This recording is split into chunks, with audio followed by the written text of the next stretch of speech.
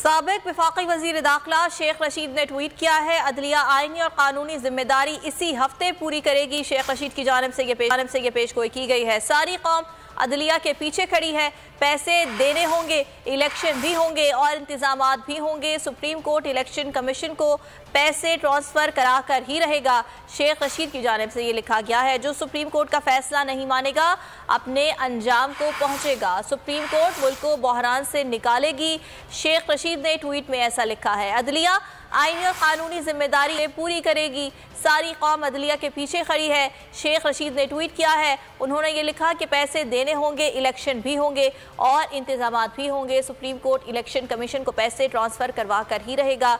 जो supreme court का फैसला नहीं मानेगा अपने अंजाम को पहुंचेगा। शेख रशीद ने यह भी लिखा कि सुप्रीम कोर्ट मुल्क को बहरान से निकालेगी।